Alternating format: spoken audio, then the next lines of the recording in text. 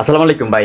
Israel ফিলিস্তিন ইস্যুতে এখন একটা জিনিস আন্দোলনকারীরা বলতেছে যে পাসপোর্টের মধ্যে ইসরায়েলের যে নাম যাওয়া যাবে না বা ইসরায়েলের পাসপোর্টের লেখা সংশোধন করার জন্য এখন এই জিনিসটা আমি আপনাদের সামনে দেখাতে যাচ্ছি। আমার কাছে দুইটা পাসপোর্ট আছে। দুইটা পাসপোর্টের মধ্যে দেখেন, একটা পাসপোর্টে লেখা আছে this passport is valid for all countries of the world. এটা হইলো যে আপনার এই পাসপোর্টটা সব দেশের জন্য ব্যবহার করা যাবে। বাংলাদেশি পাসপোর্ট বাংলাদেশ সরকারের পক্ষ থেকে বাংলাদেশের নাগরিককে দিছে। তার আগে যে পাসপোর্টগুলো ছিল ওগুলোতে কি এগুলো হচ্ছে আগের পাসপোর্টে লেখা ছিল this passport is valid for all countries of the world accept Israel, মানে ইসরায়েল ব্যতীত আর সকল দেশে যাওয়া যাবে।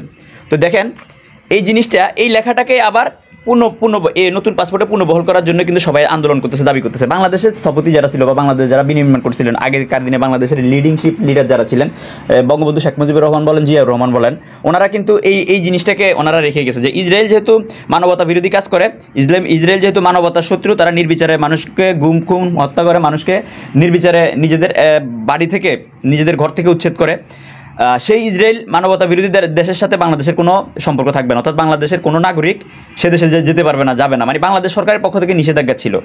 আপনি একটা পাসপোর্টের মালিক, আপনি কিন্তু আপনার পাসপোর্ট কন্ট্রোল করে কিন্তু আপনার দেশের সরকার।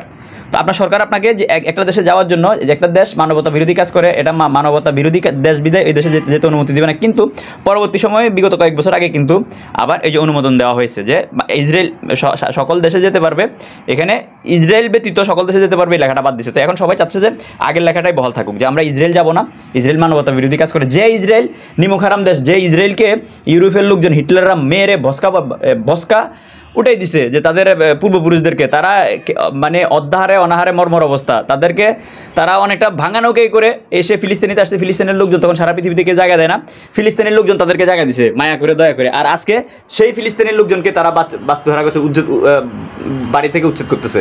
তো এটা একটা বর্বর জাতি, এটা একটা আপনার এই জাতিটা একটা নিমক হারাম জাতি, একটা অকৃতজ্ঞ জাতি। তো এই জন্য বাংলাদেশে যারা যখন চালাইছিলেন ওনারা মনে করছে যে না, এই দেশটা এরা নিয়ে নিমক হারাম জাতি, অকৃতজ্ঞ জাতি, এদের সাথে কোনো রকম সম্পর্ক রাখা যাবে না। কারণ এদের সাথে যদি আমার দেশের নাগরিক কোনো ধরনের সম্পর্ক রাখে, সেক্ষেত্রে আমাদের দেশের নাগরিক ক্ষতিগ্রস্ত হয়ে যাবে। তো দেখেন এই জিনিসটা তখনকার আমলে বঙ্গবন্ধু বলেন, জিয়াউর রহমান বলেন, ওনারা কিন্তু সেটাকে উপলব্ধি করতে পারছে। কিন্তু পরবর্তী দেশে আমাদের লিডাররা আপনার ইসরায়েলের বিভিন্ন প্রলোভনে পড়ে, লোভে পড়ে বা ব্যবসায়িক সাথে কিন্তু এটা ভুলে গিয়ে এই লেখাটা দিছে। তো এই লেখাটা আবারও পুনর্বহাল করার জন্য জোরদার দাবি জানাচ্ছি। এবং অনেকেই জানেন না যে আসলে ইসরায়েলের মধ্যে একটা পাসপোর্টের সম্পর্কে লেখা থাকলে বা না থাকলে কি আসা যায়। তো এটা অনেক কিছু আসা যায়, অনেক কিছু ফারাক বহন করে। দেখেন বাংলাদেশে কিন্তু ইসরায়েলের কোনো দূতাবাস নাই। কেন নাই?